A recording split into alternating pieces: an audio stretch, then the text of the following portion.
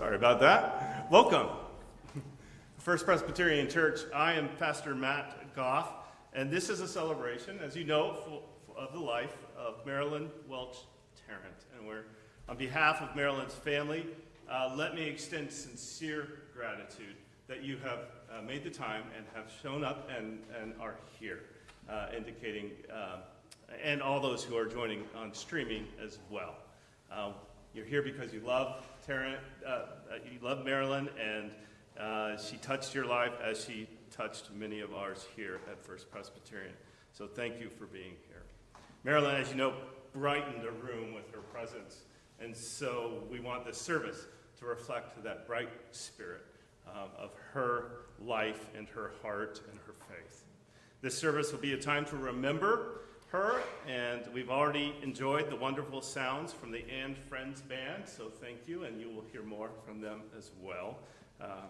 And you'll hear from various family members as well, and be able to even see some visual memories as well. When I began here almost 9 years ago, Marolyn was a pretty regular attender to our services, and she never failed on the way out to stop. And it's more than the typical nice sermon, that it was the sincere,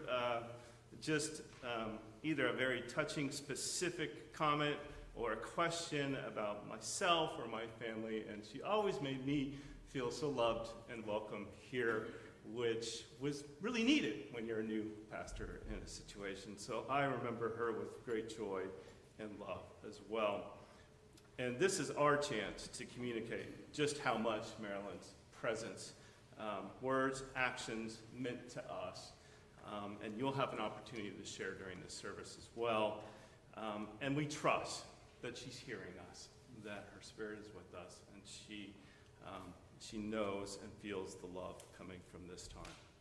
Marolyn Welch Tarrant, wife, mother, mother-in-law, grandmother, great-grandmother, sister, aunt, friend, sailor, camper, environmentalist, political activist, community volunteer, a two-time cheater of death, and was born March 9th, 1927, here in Corvallis, Oregon. The second daughter of Ben and Gail Schumacher. Did I pronounce Schumacher right? Yeah. She lived in Corvallis for 92 years until moving to Eugene's Willamette Oaks retirement community for the last 6 months of her life. Marolyn had a kick-the-can childhood that she cherished, even though she grew up during the Depression. As a 15-year-old sophomore at Corvallis High, she met Warren Welch when the Oregon State College student, along with some buddies, crashed a high school dance. They don't allow that anymore. After Ward's discharge from the Navy, the two were married on August 11th, 1946, just up the street here at First Methodist Church of Corvallis. Marolyn attended Oregon State, where she was an Alpha Chi. Later, she became involved in what she called her life's greatest achievement, my kids. A daughter, Linda Crew, born in 1951, is an Oregon Book Award-winning author, and son Bob, born 1954, is an author who was a longtime Eugene Register Guard columnist. Marolyn worked for a handful of departments at Oregon State, including the School of Forestry, the Student Health Service, Architecture and Landscape Architecture, and Political Science. She became politically active in the late 1960s among her first causes to help stop a proposed dam on the South Santiam River. A Democrat, she was active in the League of Women Voters and served as president of the Corvallis chapter for 2 years. In 1977, she was critically injured in an automobile accident after a day of cross-country skiing on the North Santiam Pass. Doctors cautioned family members that she may not survive the night even.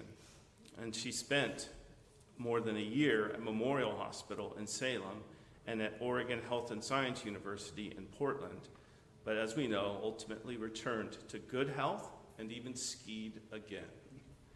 She and Warren sailed at Oregon's Fern Ridge Lake and Waldo Lake, Washington's San Juan Islands, beautiful, and British Columbia's Gulf Islands and Desolation Sound.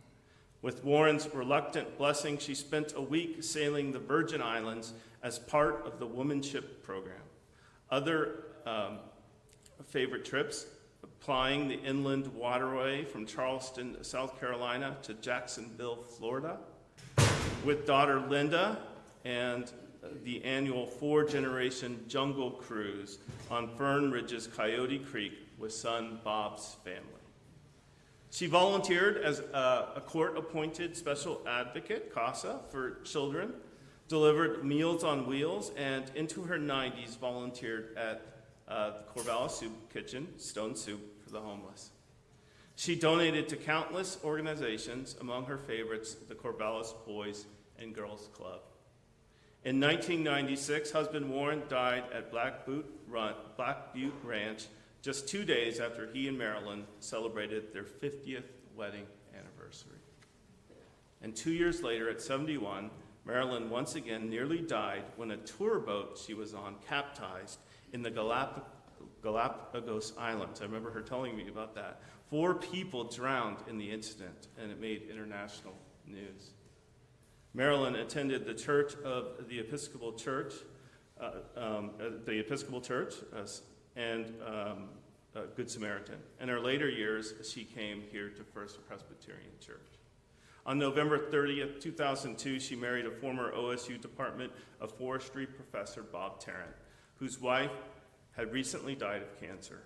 Bob and Marolyn enjoyed trips to Hawaii, Nova Scotia, Puerto Rico, and New Orleans, beach walking in yachts, and fishing with Bob's son, Chris, a guide on the Rogue River.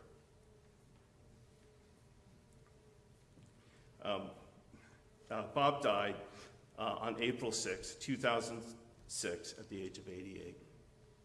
Marolyn continued to tackle life with gusto, swimming, bicycling, hiking, sailing, traveling, attending OSU women's basketball games, going to the family beach cabin in yachts, and gathering with friends and family often. She moved to Eugene in November 2019 to be near her son, Bob, and family. She was admitted to Peace Health Sacred Heart Medical Center at River Bend on April 24, 2020, diagnosed with atrial fibrillation. Unable to return to Willamette Oak, she lived her final 12 days at Bob and Sally's house, assisted by Peace Health Hospice. She died at 1 a.m., May 12, 2020, with Bob and Sally at her side. Beyond Bob and Sally, she is survived by daughter Linda and Linda's husband, Herb, 5 grandchildren, Ryan and wife Susan of Eugene, Jason and wife Dina of Eugene, Miles and wife Sway of Corvallis, Mary and wife Jacy of Portland, and Will Crew of Bend. She had 9 great-grandchildren: Cade Welch, Avon Welch, Keaton Welch, Lincoln Welch, McCoy Welch, Nolan Welch, Emery Crew, and Darwin, or Winnie Crew, and the 9th, Eloise, born 3 months after Marolyn's passing. In addition, Marolyn is survived by brother Bob Schumacher of Eugene, nephews Rob Schumacher and wife Sherry of Eugene, Steve Schumacher and wife Johanna of Columbia City, and Bill Welch and John Pessonen, is that? Yeah, of Portland. Nieces Julie Verhagen of Denver, Colorado, Penny Welch and husband Bill Southworth of Portland, Laura Rendall of Portland, and Kate Reed and husband Tom of Springfield, stepsons Brian Tarrant and wife Cindy of Bend, and Christopher Tarrant and wife Eloise of Eagle Point, and stepdaughter Stephanie Taffy Martin and husband Larry of Albany. A sister, Nadine Verhagen, preceded Marolyn in death. What a legacy in family, but also in spirit. And so we continue to remember Marolyn in our spirits and also her faith. And Pastor Sharon Edwards is going to read some scripture and introduce the music we have today.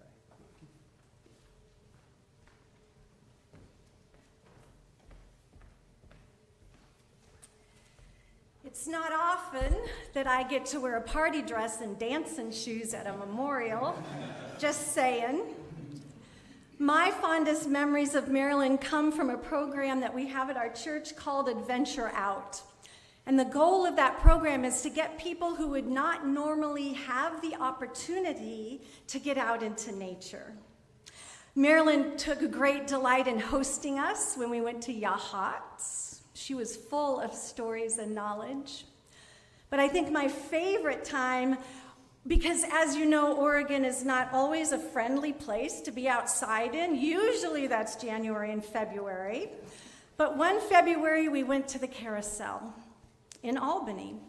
And Marolyn absolutely insisted upon getting on a horse, and not a horse that just stayed like this. It had to be a horse that went up and down.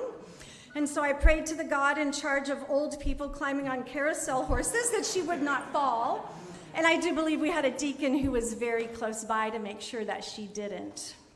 She took a great delight in the up and down of that horse. This scripture reading that the family has selected talks a lot about the ups and downs of life, as well as the sweet rhythms that life offers us and invites us to surrender to. So listen to these words. They are familiar to you, but I invite you to breathe them in anew this day. From Ecclesiastes. For everything there is a season, and a time for every matter under heaven. A time to be born, and a time to die. A time to plant, and a time to pluck up what is planted. A time to kill, and a time to heal. A time to break down, and a time to build up. A time to weep, and a time to laugh. A time to mourn, and a time to dance. A time to throw away stones, and a time to gather the stones together. A time to embrace, and a time to refrain from embracing. A time to seek, and a time to lose. A time to keep, and a time to throw away. A time to tear, and a time to sow. A time to keep silence, and a time to speak. A time to love, and a time to hate. A time for war, and a time for peace. Oh, may there be peace. The second scripture is from Luke, and the family believes that it reflects Marolyn's life. Give to everyone who begs from you, and if anyone takes away your goods, do not ask them again. Do to others as you would have them do to you. Do to others as you would have them do to you. In a moment, the band is going to play a song, and then afterwards we will be hearing from three of Marolyn's grandchildren, Ryan Welch, Mary Crew, and Jason Welch. The song that the band is going to be playing is At Last. It only took 2 years to celebrate Marolyn's life, but I have a feeling we've been celebrating her life since she has passed. The other reason for this song is also this was the song that was playing at that dance in 1942 when Marolyn met Warren, and was consequently they named their sailboat that. But a few words first from Jewel Matheson. We have come to be danced, not the hold our breath in the shallow end of the floor dance, but the meeting of the Trinity. Breath, body, and beat dance. The shout hallelujah from the top of our thighs dance. The mother may I, yes you may, take 10 giant leaps dance. The ollie ollie, oxen free, free, free dance. That everyone can come to our heaven dance. May it be so. Amen, amen.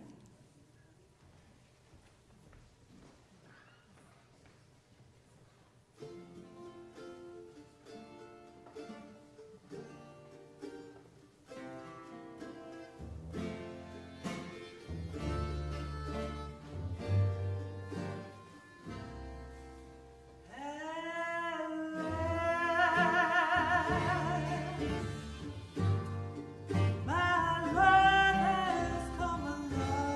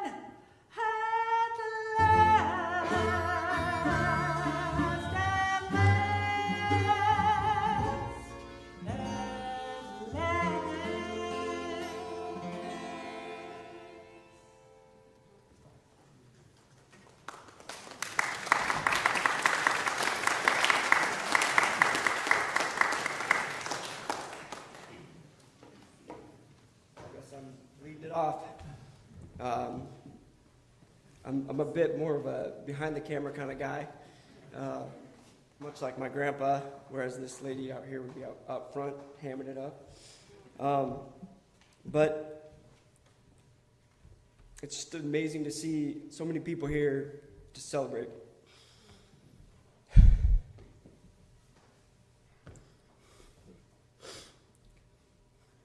Sorry.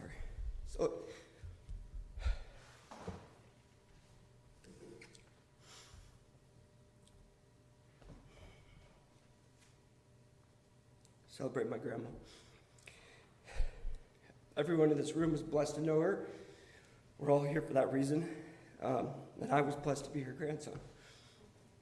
She was, as we heard, a lot of things. But she was a lot of things to me, but here's just a few that I want to share. She was tough. She had grit. As we heard, she overcame a lot. A serious car accident, an overturned boat in the ocean, losing my grandpa, losing Bob Tarrant. She overcame, but she never played the victim. It was never poor me. It was always next step forward. I learned that from her. She was a uniter. She had a lot of friends. She brought people together. She lit up every room she was in. You knew she was there. Because it was either her infectious laugh or that distinct smell of her perfume. You knew she was there. I remember the neighborhood potlucks she would have at her house, and I imagine a few of you in this room probably part of those 40 plus years of bringing people together as community in a neighborhood potluck. And I still remember as a kid being at one of those and kind of being amazed at that fact, and it's really cool. She had an adventurous spirit. There was almost nothing my grandma was not up for. She was always on the go. She was hard to pin down in college. My wife was going to Oregon State, and I would occasionally try to stop by and say hi to Grandma. And after a couple times stopping by and her not being there, I realized I probably need to call and make sure that she was home before I stopped by, so I would catch her. And speaking of phones and technology, she saw a lot in her 90 years. But she was still willing to give computers and cell phones a try. We battled through a lot of tech support issues with her. But I was always amazed that she just never gave up. She just kept using them. Remember a couple springs ago, we were doing a FaceTime call with her, and I remember her saying, I can hear you, but I can't see you. And we said, well, we can hear you too, Grandma, but we can only see the inside of your ear. And she had the FaceTime up here. So even in her late years, she was sailing, like mentioned, hiking, enjoying the Oregon coast, even just a gin and tonic happy hour watching the sunset. She was always soaking up life, taking it in. And finally, she left a legacy. She had an impact on so many people, and it'll be felt forever. We carry a lot of those things with us. I know I do. I love the outdoors. I have her adventurous spirit. We still host backyard barbecues in our backyard all the time, all summer long. I try to lean on one of her favorite quotes: "You can't control the wind, but you can adjust your sails." She was a gift to us all, and I'm so proud to call her Grandma. And I'm thankful that I was thankful that I was able to share her with my family. Here's a couple of comments from my kids. Avon, my daughter, says, "Some of my favorite memories with Gigi are seeing her at Christmas. I knew I wouldn't be able to get through this part." We're at the beach. I love going sailing and hearing all her fun stories. I love being around her and her spunky personality. And my son, Cade, some of my favorite memories are spending time with Gigi sliding down the stairs at Christmas and having her come to my baseball and football games. She was always supportive and cheering me on. and my wife's food. I remember meeting Marolyn when I was dating Ryan and thinking, wow, your grandma sure is a lot of fun. I hope I'm that cool when I'm her age. Marolyn was always up for a good time, living for life's next adventures. I will always remember her hosting Christmas dinners, her beautiful calligraphy, allowing our kids to slide down the stairs at her giant pillows, many nights sailing on Fern Ridge, her contagious laugh, weekends spent on the beach, and most of all, her generosity. She was a special lady, and I miss having her around. Thank you.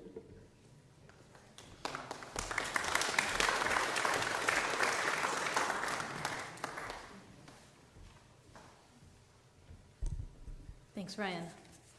I'm actually going to skip to the end of some of what I was going to talk about because we all remember a lot of the same stuff. Grandma had a way of making things really fun for us grandkids and the great-grandkids too. The sliding down the stairs.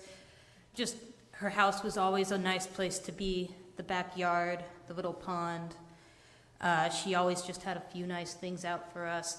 Stuffed animals, toys, things like that. She knew how to make us feel welcome and how to let us come over and have a good time.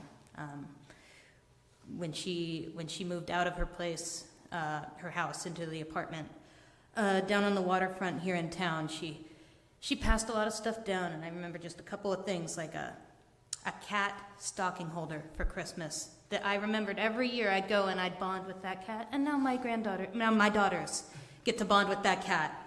And stuffies that meant a lot to me, and it's just like a little thing, but Grandma knew it was important, so she knew it would be, so she made sure those things were out there for us when we were there. When she went to the coast, she brought back a loaf of bread and made me coast toast. It's just a loaf of bread from the ocean and some butter on it, but you know what? It made me feel special that she would do something like that for me whenever I saw her, and she had a way of making me know that she was on my side. She was on my team and she was rooting for me. And what I realized as I look out at all of you is that she did that for almost everybody she met. She saw the value in everyone, and she wanted to help, and she wanted to be a part of the community, and she wanted to give everybody that thing that would make them feel valued. And that was a big part of her life. And I think that that is such an important message. Like, Grandma had, the way she lived her life is something that I've looked to, especially in the last 2 years that have been so hard. Because she had a way of finding adventure and fun, whether she was sitting in her backyard or on a porch, or whether she was traveling across the country, or whether she was on a boat in the middle of the ocean, or whether she was just over in Yachats. She knew how to find adventure and fun wherever she went. She knew how to make friends wherever she went. And so for the last couple of years, things have been different. Things have been difficult. But, you know, and we've talked about, like, she loved going out and making friends. Would this have been hard for her? Yes. But also, she has, when you think about how she lived her life, you think she would have found a way to find the bright spot in it, to be with the people she could be with, to find the adventure, to adjust to new normals, and to make it work anyway. And so I think about that, and I think that I'm grateful to be able to think about that even now as I miss her so much. She's given me some of these tools to help us get through hard times. That's a legacy that she's had. Something else I wanted to talk about my grandma is that she was a woman who paid attention to things. She paid attention to the world, and she paid attention to politics. You think about, she was active with the League of Women Voters and active with CASA, and she paid attention to politics and politicians and the way things were going. She wasn't afraid to learn, and she wasn't afraid to have an opinion about things. And I think that's important, especially, again, things are hard right now around the world. But she She never was somebody to just say, I'm not going to worry about it. You know, this is too big, this is too sad. She is somebody who would have said, this is right, or this is wrong, or this is how we can help each other, and this is how we can help the world, this is how we can help our community. And again, I think that that is so important and so valuable and such a special part of who she was.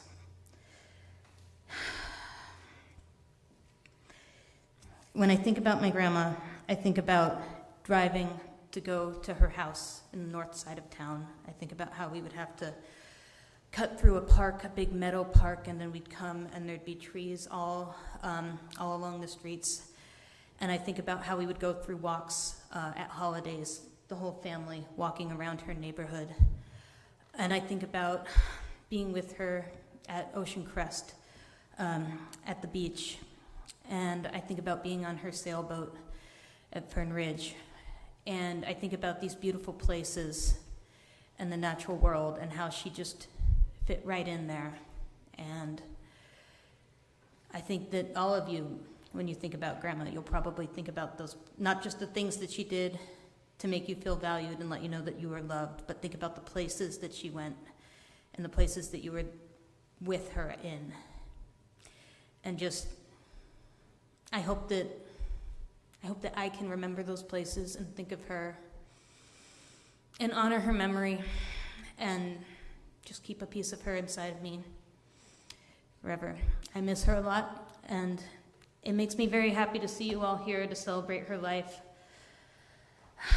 It's been a long time coming, and I know we all miss her, and I know we all think of her, and I hope that thinking of her brings you happiness instead of sadness. Thank you.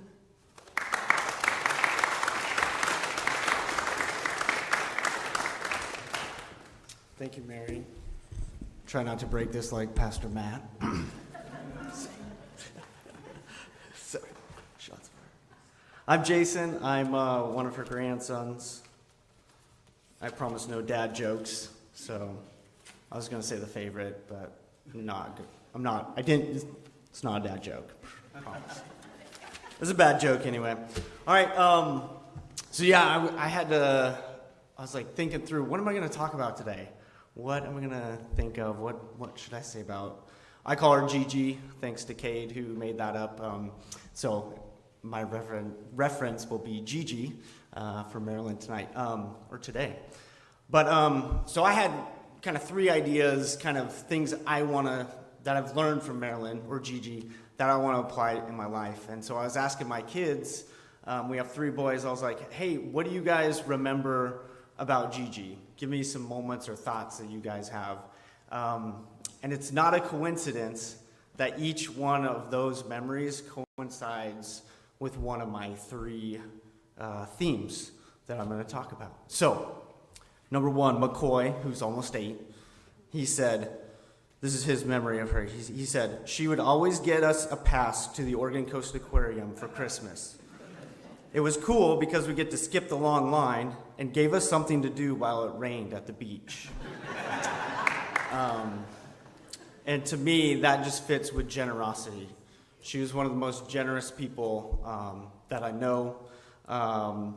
She was always giving to everyone she was giving, and we've seen that from all the stories already. She was giving to anything and everything, and even asked my dad, as he was looking at all the things she was giving, he was probably like, what is this that she's giving to? You know, like, I had no idea, but she was so giving in a lot of different ways. So she looked for opportunities to give, and she offered and when she offered, she wouldn't take no for an answer. Keaton, who is almost 12, remembers, he said, we'd go to the fountain outside her place and play in it. She would just sit and enjoy watching us play in the water. Something really simple and not that great, but at the same time, that just shows Gigi's appreciation for life. And just the little moments that just kids playing in a fountain.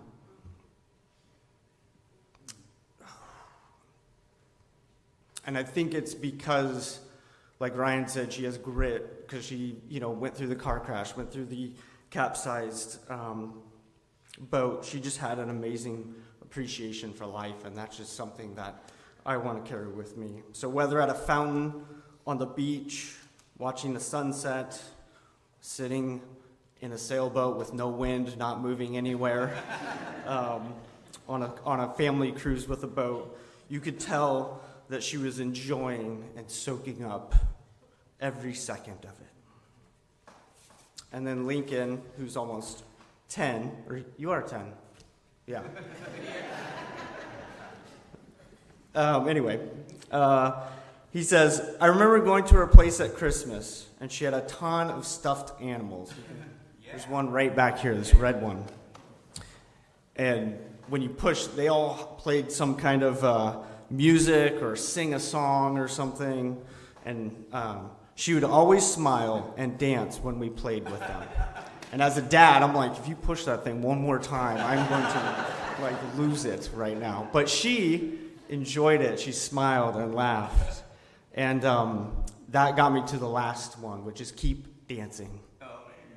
Good times. Wow, that was really loud.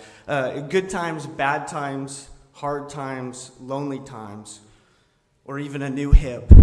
Nothing stopped a 92-year-old great-grandma from dancing and smiling.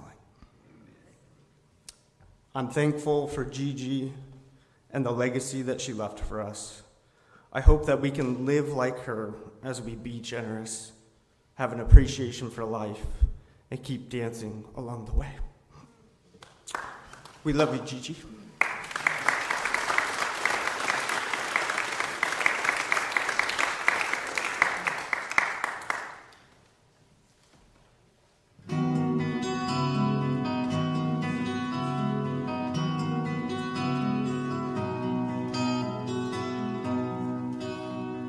Yesterday, a child came out to wander, caught a dragonfly inside a jar. Fearful when the sky was full of thunder, and tearful at the falling of a star. And the seasons, they go round and round, and the painted ponies go up and down. We're captive on a carousel of time. We can't return, we can only look behind from where we came, and go round and round and round in a circle again. Then the child moved 10 times from the seasons, skated over 10 clear frozen streams. Words like, when you're older, must appease him, and promises of someday make his dreams. And the seasons, they go round and round, and the painted ponies go up and down. We're captive on the carousel of time. We can't return, we can only look behind from where we came, and go round and round and round in a circle again.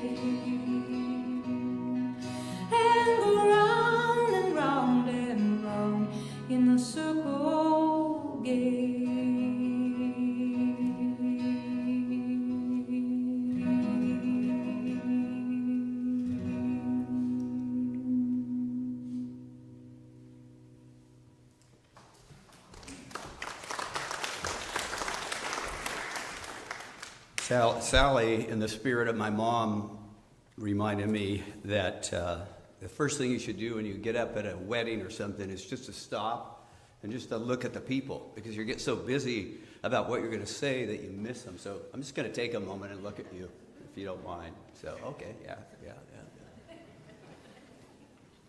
All these people. I love you. Thanks so much for coming. Thanks, Jack. Anyway, so 2 weeks before Mom passed away, the hospice nurse called to make her initial contact with Mom. And she said, Marolyn, is this a good time? Can I speak with you? Can you talk? And she goes, well, of course I can talk. I'm a Schumacher. Wrote Mom's close friend, Marion Whitney. On the way to Yahas, I asked Marolyn how she had met Warren. For 2 hours, she talked nonstop. She sparkles when she talks, and watch out for the waving hands. All of which is to say, forgive me if I talk a little bit too long. What can I say? I'm a Schumacher. First, on behalf of Mom's family, I just want to say thank you for being here. Thank you for your patience. 2 years is a long time to wait for a celebration, but I'm so honored that you've shown up after all these times. That we try to stay in touch with email and phone calls and letters, because there's not an obit in the paper last week to tell everybody to be here, right? So anyway, I want to thank the wonderful people at First Presbyterian Church, Pastor Matt and Sharon Edwards. They have been awesome to work with and just made us feel so welcome, as if this is just part of a family. And I just thank the And Friends band. Come on, let's just give these guys a hand. They, after 2 years of really not able to get out much, I mean, I forgot how to tie a tie in the last 2 years. It was so neat to have them welcome us in with that music, and I just appreciate you guys. These aren't just people we pulled off the street. These are my friends, and I love you guys, and thank you for what you've done today. A special shout out to Dr. Lori Hinden of the Corvallis Clinic and the Peace Health Hospice for the amazing support that they were down home stretch in the final weeks of Mom's life.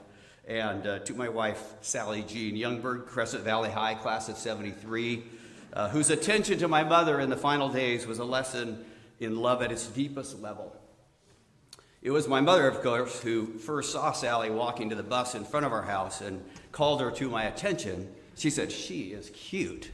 I said, Mom, she's got chicken legs. But anyway, she still is cute 50 years later. So I also want to thank the SAE fraternity for showing Mom such respect over the year. As the daughter of the much revered Shu of 22, Ben Schumacher, the longtime fraternity treasurer. Anyway, finally, just want to thank all the good friends, the family, the good volunteer workers, and the good neighbors that you all have been and were to my mom. The village to raise a child stuff is true, but it's short-sighted. It also takes a village to sustain an adult. And Corvallis did an amazing job to sustain my mom. The schools, the university, the Episcopal Church, this church, the Saturday morning Elmer's breakfast group, where she always had the, what did she have, Marion? Do you remember? Eggs Benedict and avocados. Yeah, exactly. The League of Women Voters, the people at the Jack's apartment, and on and on. Anyway, so today is not a lamenting of a life gone, but a celebration of a life well lived. Since her passing, my mantra has been simple. I have looked at some scripture, but I have also looked at the words of Dr. Seuss. Don't cry because it's over. Smile because it happened. What happened was an amazing life unlike any I've known. Sally Smith, one of Mom's friends at Willamette Oaks in Eugene, where Mom spent the last 6 months, put it well in a note when Mom was sick 2 years ago. She used the theme of quilts, and she wrote, Marolyn, your life has been a most beautiful and interesting work of art. I hope you can look back and be proud of your quilt. I believe she did and was.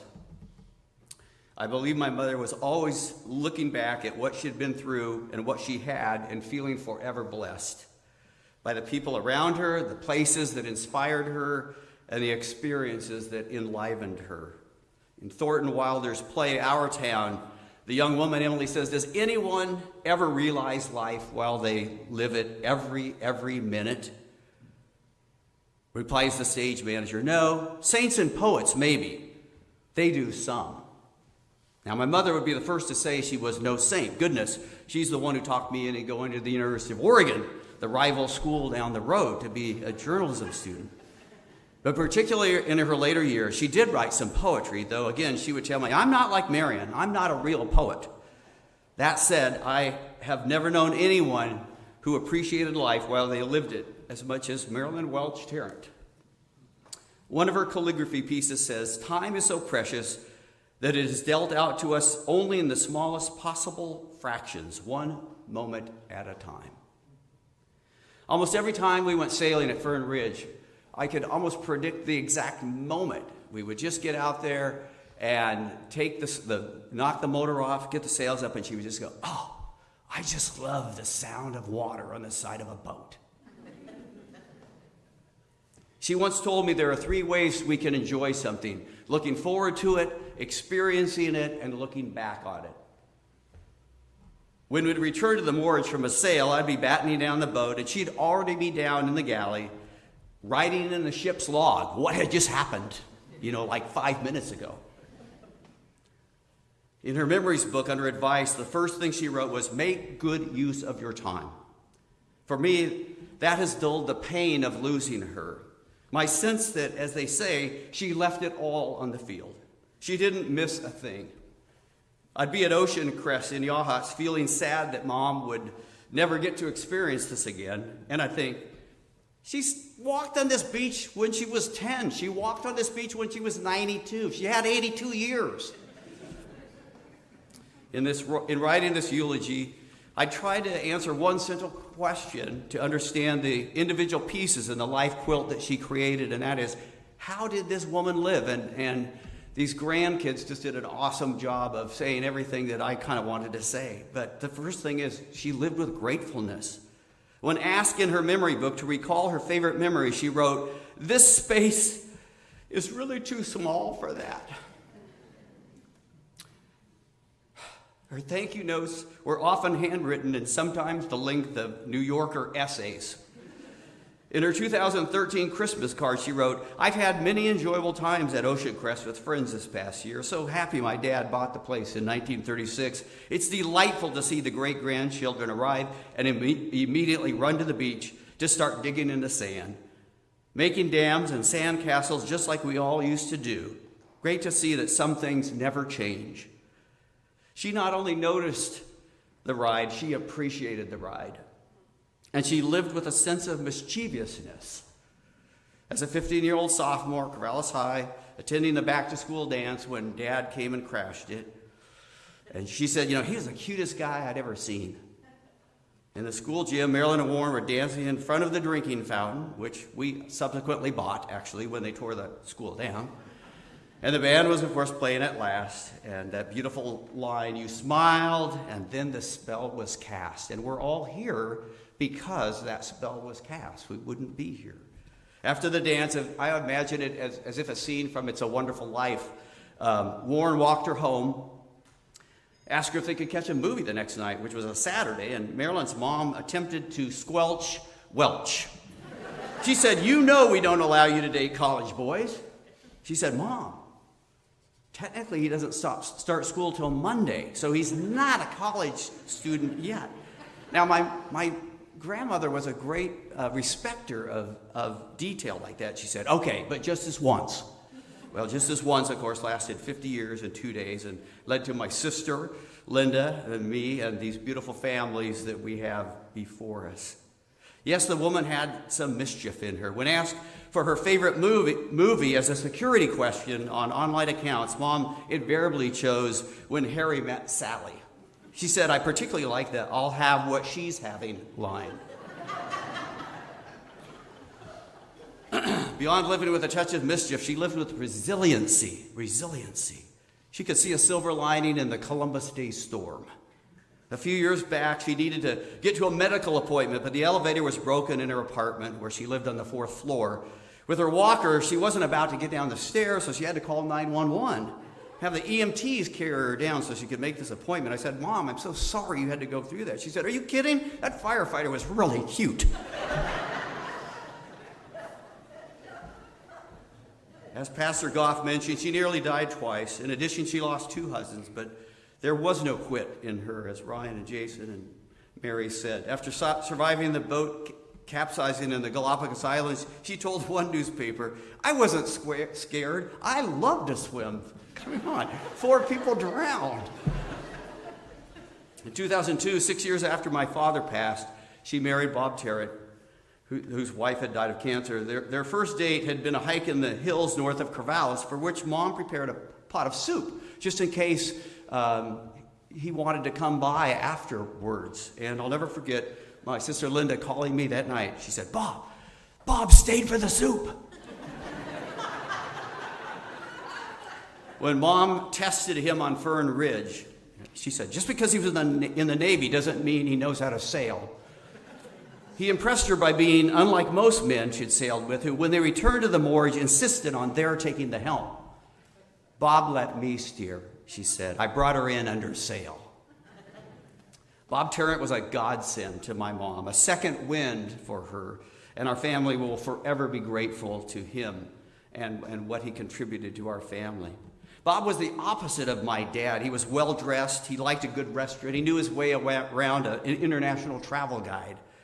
Mom always felt she got the best of both worlds. Remember, this is a woman whose first husband, my father, took her fishing on their honeymoon. Three Creeks Lake. Mom and Bob went to New Orleans to listen to some good jazz. Bob died less than 4 years after they were married. "No regrets," Mom said. "I'd do it again in a heartbeat." Mom's resiliency was cloaked in courage, quiet courage, the kind embodied in a refusal to quit. After the auto accident and more than a year at that hospital, the courage to start cross-country skiing again. After the boat sinking, the courage to sail again. I must have gotten 100 emails from that woman whose last line was, "I'll bring the potato salad." Among her favorite quotes, "We can't direct the wind," as Ryan read to us, "but we can adjust our sails." After COVID hit and she had to stay in her room at Willamette Oaks in Eugene, she said on a video that they made, "Hey, if I have to be locked up, I can't think of a better place to be. I have the river and the geese. It's just wonderful." I didn't realize it at the time, but I was the beneficiary of Mom's response to tough times. After my father passed away in 1996, Mom and I had this sailboat. Neither one of us had a clue how to sail this thing, how to put it together, how to take it down. But early on, I got the vibe from her, the unspoken message that some way you and I are going to figure this out. And after a lot of bloody fingers and tried to decipher Dad's messages left on napkins and such, we did so. In doing so, I figured we sailed for 25 years, a dozen sails a year. That's 300 nights of conversation with my mom. Listening to her brag about how cute Zoe and Miles' newborn Emery was, and how darling Mary and Jackie's new baby Winnie was, and how smart Noli was, and how Keaton, Lincoln, and McCoy could play all day on the beach without getting bored, and how Cade was getting so tall and handsome, and Avon. Well, if you look at her, she's just beautiful, smart young woman. How many people get to have actual conversations with their great-granddaughters? She lived with vibrancy. When I was 18, having returned from school in Eugene for the annual Turkey Bowl football game, a couple of members of whom are sitting in the back here, and you can get autographs from them later, Mom showed up in her 1942 Corvallis High cheerleader's uniform. She was 45 at the time, leading cheers that had not been heard since the Roosevelt administration. At the time, I was so embarrassed. I was 19. I was the guy that went to the U of O and came back and was and playing football with all my Beaver friends. I didn't need my mom on the sidelines in her rally uniform, but now I wear that story with pride that she cared that much. She never needed to be the life of any party, but she always wanted to be part of the party. In 1976, for the 40th anniversary of Ocean Crest, the beach cabin, she organized a 3-family, 4-generation day that included the raising of the American flag, the singing of America the Beautiful, group photos, a beach golf tournament, sandcastle building, tide pool exploration, frisbee, picnic, historical slideshow, baseball, surfing, skimboarding, sunbathing, smelt fishing, wood chopping, fireworks, and lest anyone feel overburdened, 30 minutes of free time.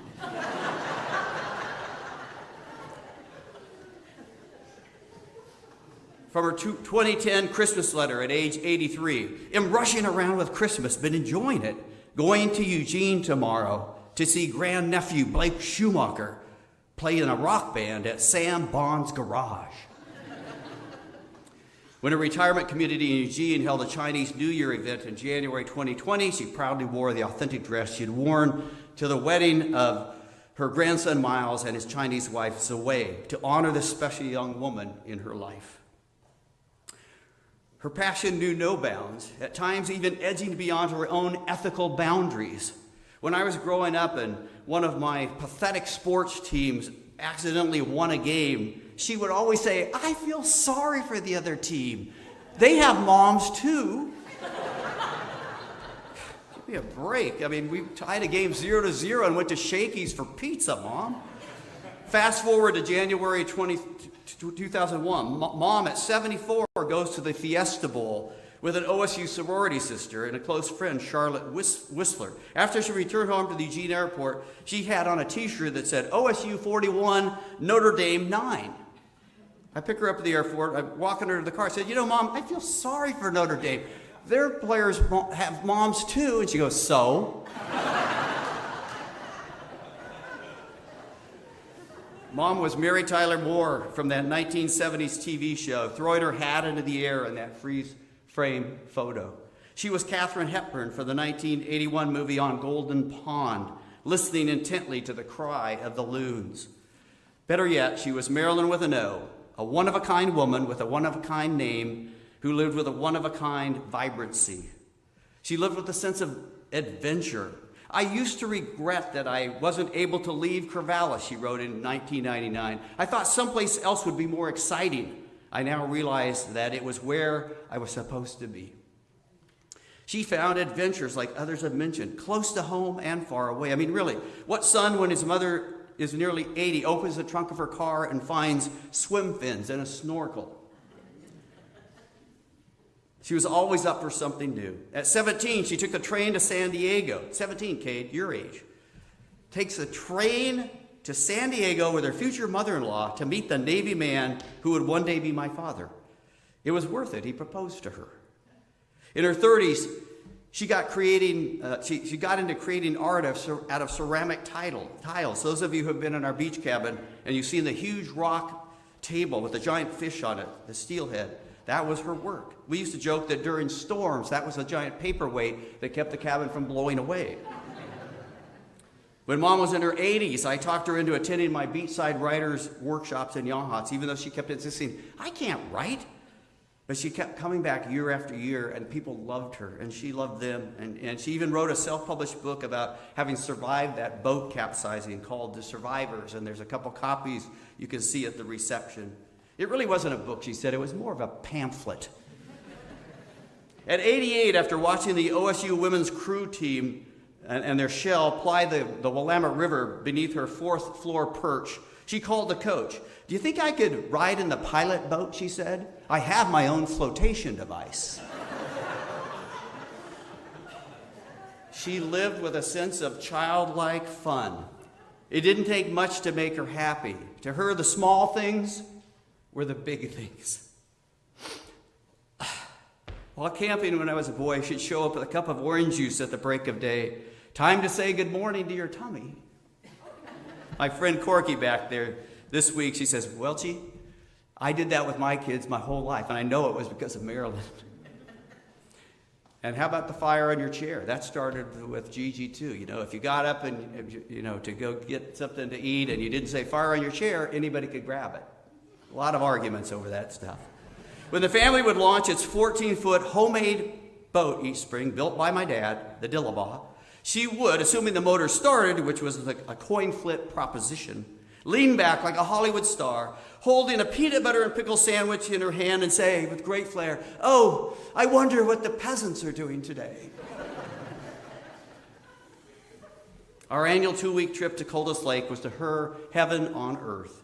She loved watching the stillness of the lake in the morning, hands wrapped around a mug of coffee, the daily rhythm of swimming, water skiing, and sailing, late night chats around the campfire. I think she got as much joy out of just watching us have fun as she did from having fun herself. She was a campfire girl leader for 10 years and said this: "It allowed me as an adult to do all the fun things I did as a kid, like ice skating in Portland, without having to feel guilty." With daughter Linda, she plied the inland waterway from Charleston, South Carolina to Jacksonville, Florida, and joined Linda and Herb for a trip to Hawaii. In her 80s and 90s, she was part of the annual 4-generation jungle cruise. She just loved nothing better than watching those kids have fun. They'd be in their life rafts, having water gun fights, and she said to me once, "You just can't beat the sound of children's laughter, can you?"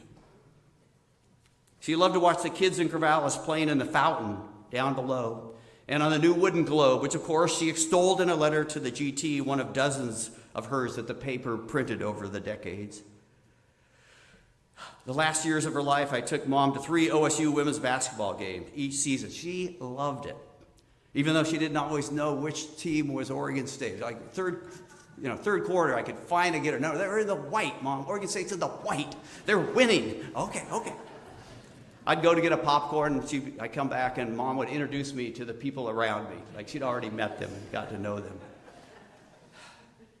She said, "When I was in college, they would only let us dribble twice before we had to pass because they thought that women would get too tired." She loved the grit of the women. She loved the 9,000 people one night, the sound of the bands, all that stuff. After one game, I said, "You know, Mom, the players are down on the floor. Would you like to go meet them?" "Oh, well, yeah, sure. Yeah, let's go meet them." And there we were, taking a picture of Kat Tudor with the sharpshooting guard for the Beavers. And then the next year, she brought the photo of her and Kat back to Kat at the game and gave it to her and commiserated with Kat about her knee injury. She said, "I do hope you get back out there," she said. "By the way, my son's a Duck, but I love him anyway. And he roots for the Beavers whenever they're not playing, or he roots for the Beavers whenever they're not playing the Ducks." Let's face it, Mom was just a big kid at heart.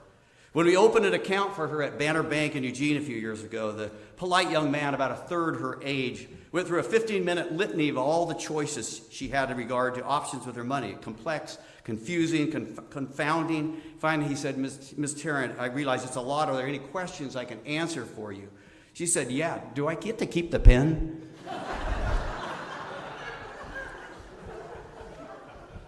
Mom lived with a deep sense of concern about our country and our land, the environment, the rivers, the beaches. She became politically active in the late 1960s. Among her first causes, as Matt mentioned, to help stop that proposed dam on the South Sandy Dam. She believed in justice and freedom and honesty in government. A Democrat, she was active in the League of Women Voters, served as president. She marched, she protested. At 92, she spoke at a public hearing against OSU building student housing on the beautiful lower campus right over here. It got a rousing ovation. Except for Robert Redford, who sent her an autographed photo when she was recovering from her auto accident in the late 70s. She never fawned over celebrities. However, she had deep respect for President Barack Obama, Oregon Governors Tom McCall and Oswald West, both of whom protected Oregon's wonderful beaches, and Supreme Court Justice Ruth Bader Ginsburg, whose stand-up doll witnessed her final breath. She lived with a sense of empathy for other people. When I was a teenager, every Wednesday night, she'd help organize the weekly volleyball games for the Latino migrant workers who worked the fields outside of Corvallis. A few years ago, we were driving down 3rd Street when a siren went off, and I noticed she was blinking back tears. I said, "Mom, what's wrong?" She said, "When I hear a siren, I know some family is in pain, and I hurt for them." She lived the biblical encouragement to love one another. Hey, I did the woman's taxes. In 2019, she gave to 77 nonprofits and helped family, friends. That's 8 fewer than her father, by the way. He had 85. And yeah, it's true. I'm not making that up. And helped family, friends, and strangers in countless quiet ways. She believed in the pay it forward mindset, often reminding me that her parents helped her out. That Bob Tarrant had been so generous, and in essence saying it was her duty, nay, her privilege, of doing the same for other people. In her memory book, asked for her favorite inspiration, she wrote, "I don't really think you can improve on the 10 Commandments and do unto others as you would have them do unto you." Mom didn't talk much about her faith. She lived her faith. In the same memory book, she wrote, spread a little kindness every day, let the other car go first, compliment someone, smile, do something nice for someone, be honest, be a good sport. That means being a good winner as well as a good loser. Keep up your friendships. Which leads to perhaps the most significant way she lived, with other people as her priority. There were lots of things my mother liked: sailing, reading, yachts, Estee Lauder perfume, already been mentioned, and a good gin and tonic. But mostly my mother loved people, and they loved her. How many people die at 93 and get 4,200 views on their Forever Missed Memory webpage? How many university political science departments have libraries named for their secretary? Why, I asked myself, did this woman have so many friends? Because she invested in those friendships and those family members. She made people around her feel important. She listened. She was curious about them. She encouraged others. The highest praise you could get from my mom was this: you done good. You done good. Another reason she had friends is because she didn't dwell on the deficiencies of others. I know because while sailing, I brought up a couple of times as a teenager when I'd hurt her.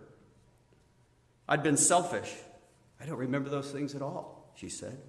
I said, do you remember when the Corvallis Gazette-Times offered me my first gig covering the Corvallis High Sweet Home football game on the road in Sweet Home? And you gave me a new set of binoculars?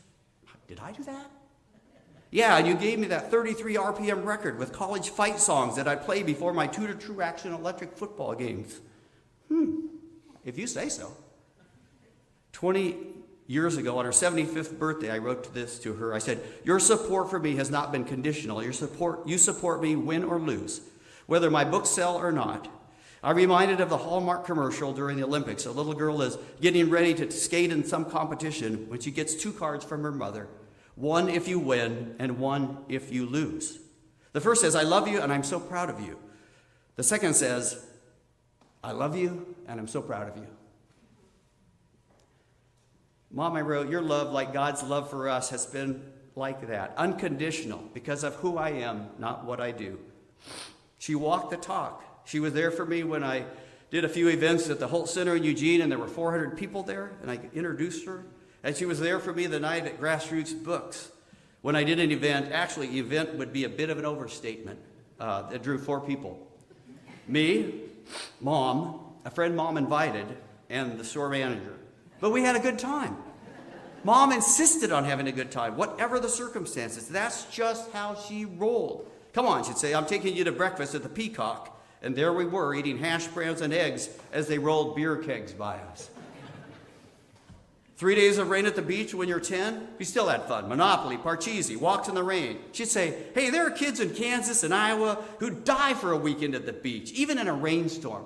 We're blessed. We're blessed. When you live with gusto and when you invest in people, they don't forget. At 50, after her car accident, a Catholic priest visited her in the hospital, a guy she had played kick the can with when they were kids. She traded Christmas cards for more than 30 years with one of her nurses who helped her after the accident. At 90, she went to lunch with one of her campfire girls. She made friends as if living in time-lapse photography. How did you meet my mom? I asked one of her friends. She said, we were in line for a movie. By the time we paid for our tickets, she'd invited me to dinner. Among the friends she grew up with in Corvallis, she was the proverbial last leaf on the tree, but she regenerated friends. At the Jack's apartment, she organized once-a-month parties with her friend Jose. She invited people to watch the fireworks from her perch on the 4th floor. She talked politics and life with her close friend Ilda. She introduced me to her next-door neighbor, a 300-pound offensive lineman for Oregon State's football team. Back when she lived on Norwood Street, we were sailing, and she was telling me how her recycling guy seemed really downcast one morning. So she invited him in to chat. Mom, I said, you can't be inviting strangers in for coffee. She goes, yeah, but he just had broken up with his girlfriend. For her 90th birthday, we had a surprise dinner for her at the old spaghetti factory, which she loved. There along the river, a special place to her because it used to be the old train station, and that's where my grandfather, Ben Schumacher, along with other SAEs, had shown up because of the fresh, as he called it, the fresh crop of freshman girls were coming down from Portland. to attend Oregon Agricultural College. And that's how he met my grandma. Anyway, the rest of the family, all these people are at our table. And I walk in with Mom, who doesn't know that we're going to meet them here. And Mom walks by with her little walker. She looks up and she goes, "Oh, well, there's a handsome family." She goes, "Wait a minute, that's my family." She was so proud of our family, the Welches, the Crews, young and old.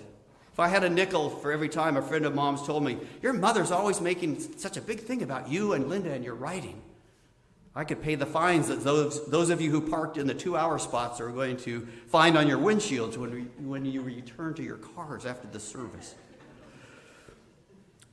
In June 2019, Mom had recently turned 92. We went to Ocean Crest for what it would turn out would be the last time. "You know," she said, with her cane in her hand, "I think I'd like to walk on the beach." Once on the sand, she kicked off her sandals and started walking barefoot on the sand at 92. That's what Mom taught me.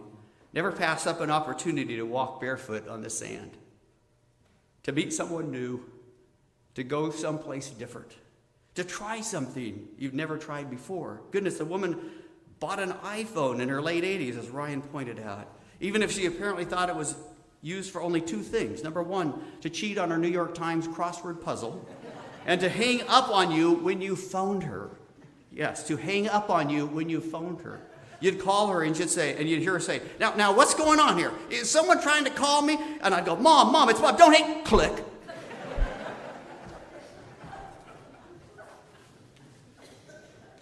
Among her favorite quotes was this from philosopher Henry Frederick Amiel. "Life is short, and we have never too much time for gladdening the hearts of those who are traveling the dark journey with us. Oh, be swift to love, make haste to be kind." I think my mother knew the end was near for her. Shortly before she died, she told me, "You know, I was thinking about it. I've really had a wonderful life."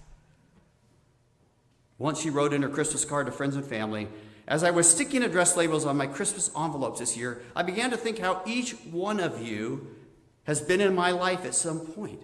Family, relatives, neighbors, church, high school, college, work, travel, dance classes, gym, bridge, my children's teachers, sailing, League of Women's Voters, nurses, calligraphy, elder hostel, Bob Tarrant's family, and colleagues, and probably some I've forgotten. I want to say thanks for the memories. Mom, the pleasure was all ours. Thanks for your example, for your lessons, for your life, for your love. You done good. You done good.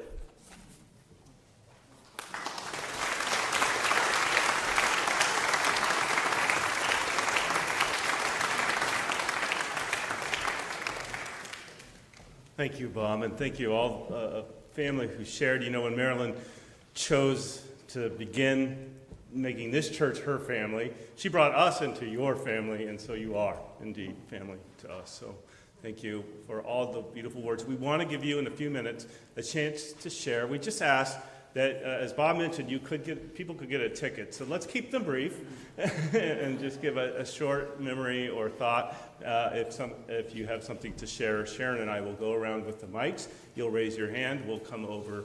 And you have to keep them relatively close for the mics to work.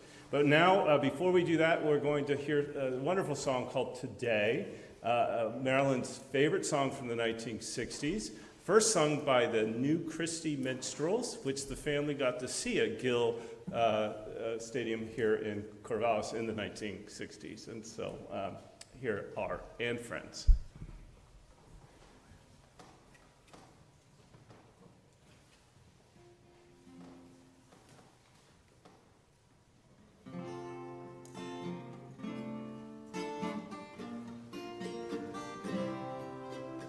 Today, while the blossoms still cling to the vine, I'll taste your strawberries, I'll drink your sweet wine.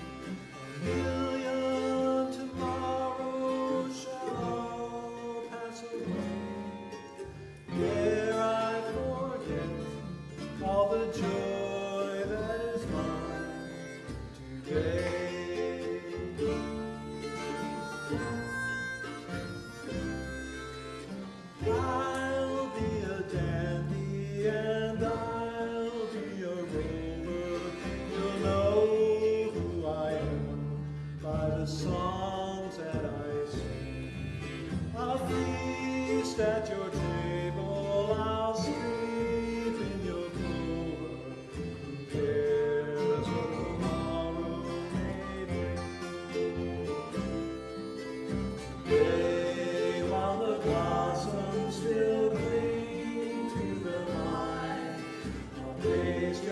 strawberries, I'll drink your sweet wine. A million tomorrows shall all pass away, ere I forget all the joy that is mine today.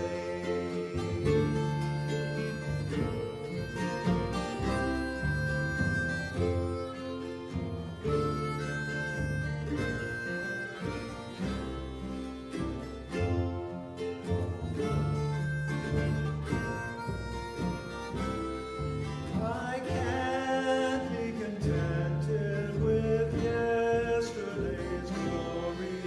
I can't live on promises winter to spring.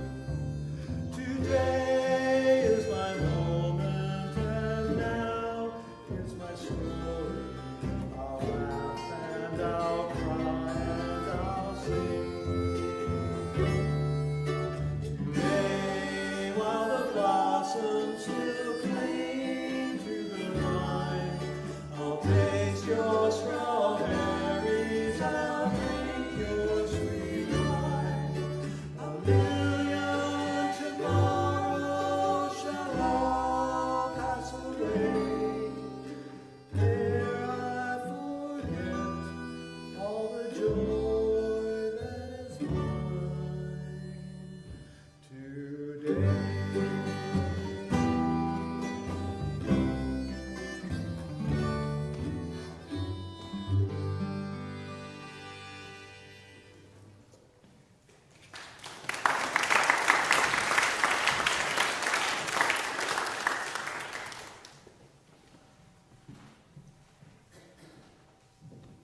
Now, this is your chance. Just let Sharon or I know just by raising your hand. We'll bring the mic to you.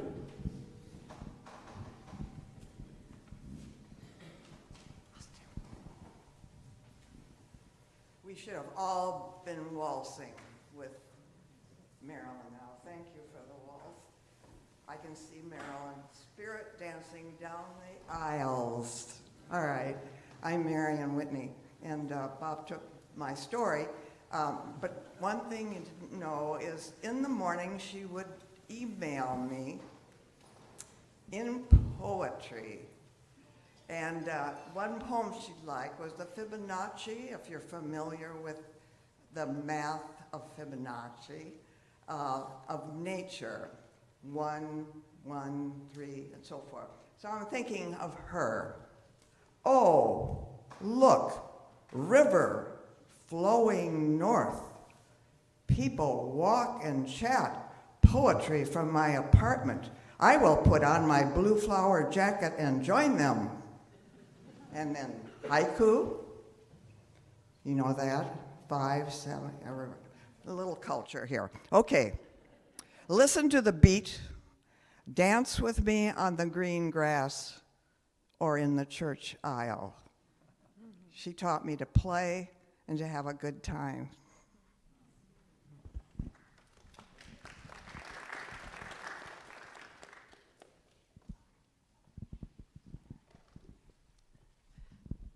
I'm Shirley Worth.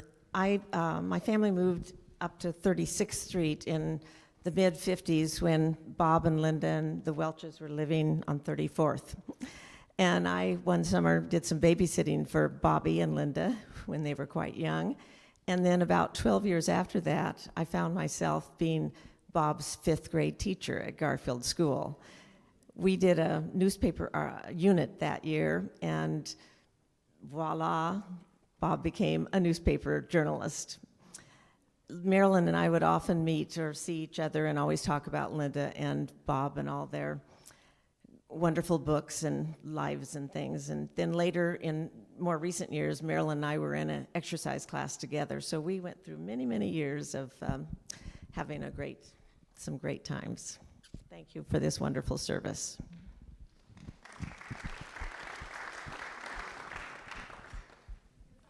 It's on? Okay. Well, I'm John Rue, and my wife and I were so lucky that Marolyn moved into the apartment building down there in front of the river.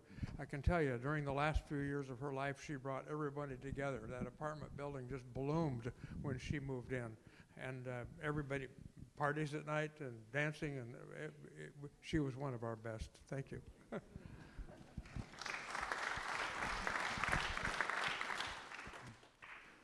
I'm Larry Weymouth. I was one of her kids, not biologically, but one of the students in the landscape architecture and political science department. And I remember going to the office. She was the lady in charge there. She was a neat team player, team member, but she was always there for us to give us some words of encouragement. It's kind of unusual to be a student and meet someone. You're there for 4 years and you go off into the world and make your career. I'm sure if there were other past students in the nearby area, there'd be many, many more here like me. I don't know, are there any other students here who? Okay, great. But she was very special and always encouraging, so thank you, Marolyn.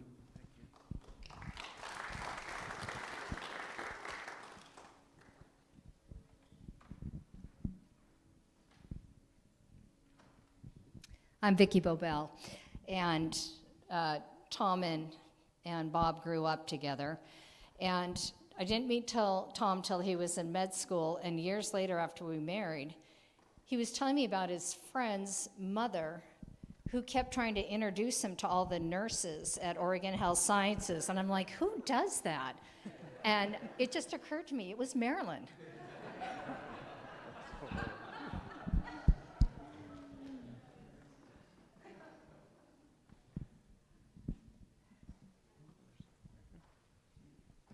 Sharon, here, Yep. I'll go over here.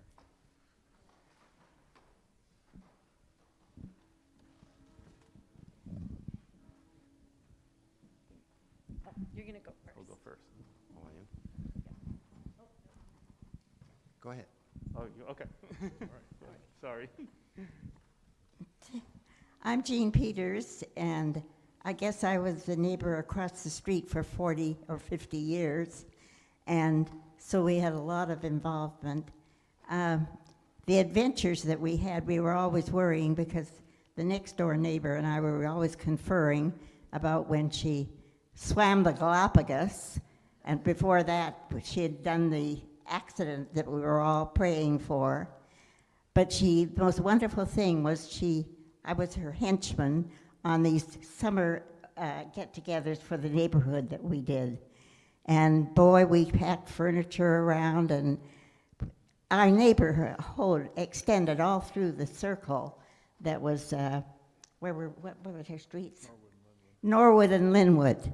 And she was the prime leader and charger for it. Thank you, Jean.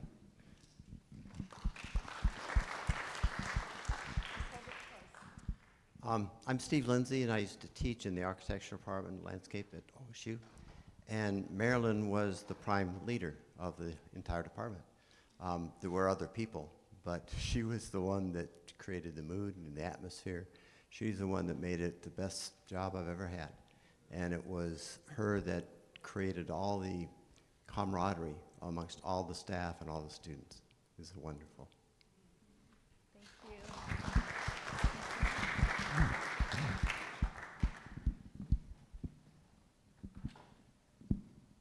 Any others?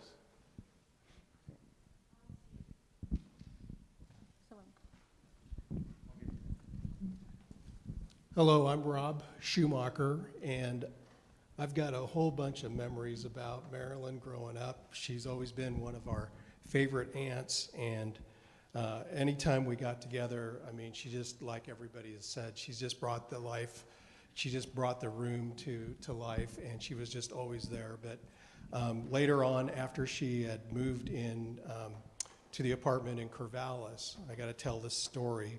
We went up, we were on our way to Portland, but we stopped in to have breakfast with her.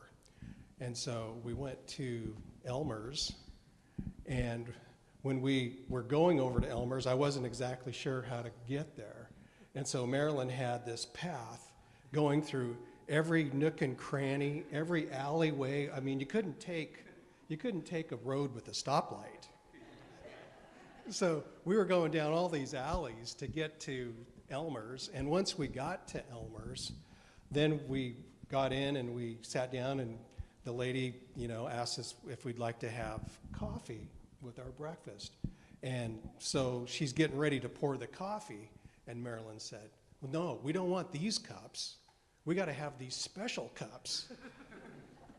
And so the lady kind of recognized who she was and recalled, and so the next thing I know, she's bringing out these big goblet coffee cups, and then we proceed to order the Eggs Benedict with the avocado. And I mean, she was just a special lady in our life, and she's gone, but I tell you, she won't be forgotten.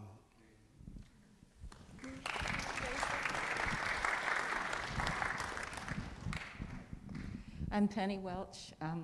Oh, darn. I'll try to do this without crying. I'm and my brother, Bill, are both niece and nephew of Marolyn and Warren. And so Warren was our dad's brother. And when we were little, when the families were small enough to get together, or even before Bob and Linda were around, we had beach cabin vacations together, and of course family gatherings together for holidays, and they were really important. Marolyn was really important to us. She was always a wonderful example of this vibrant personality that Warren clearly enjoyed, her vibrancy and her fun, and so did we, for that matter. She was good at inventing games and fun things to do together, and always creating a laugh. So there are many more stories, but not worth telling all at once here. I celebrate her life. I'm sure Bill does too, as do my kids who couldn't be here today. But thank you, Marolyn, for being.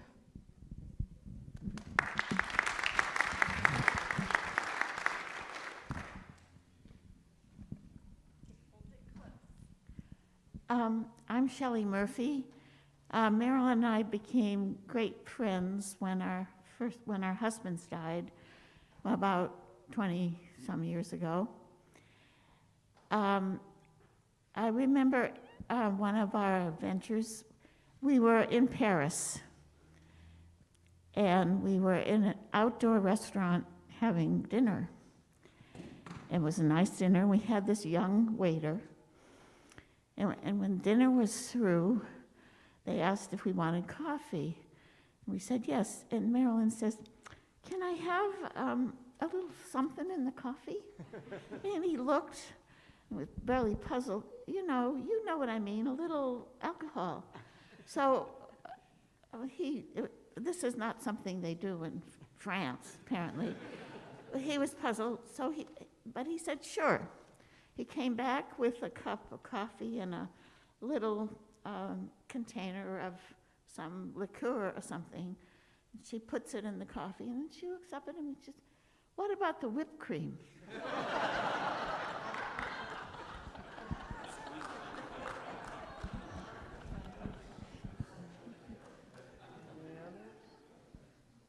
Any more? There'll be plenty of opportunity to share among each other. Plenty of opportunity to share among one another and with the family, because we want to invite you to a wonderful reception that the Presbyterian women have organized and put on, and a lot of things, memories and memorabilia to look at, as well as the slideshow I think will be playing again. So that is in John and Nancy Dennis Community Hall, and you might have passed it if you came in on the parking side, the newer building.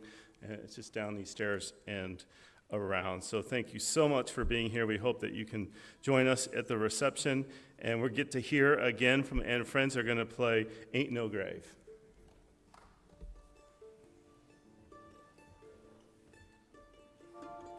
Ain't no grave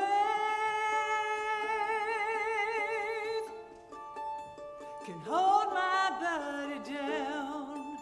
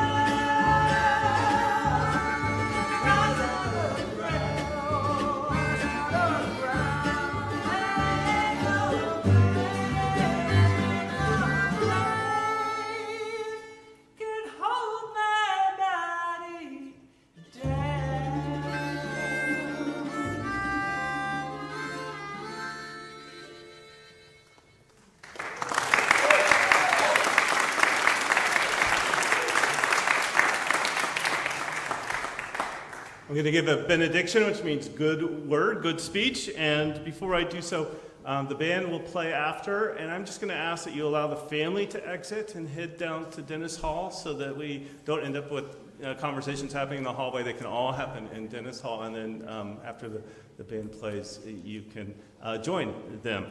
So, Bob, you took my benediction, but it's a quote that has been used so often here as a benediction, and so it bears repeating because it's a good one. And this is the quote from Henri Miel, who was a Swiss philosopher. He said, "Life is short, and we never have too much time for gladdening the hearts who are traveling this journey with us. Be swift to love and make haste to be kind." Amen.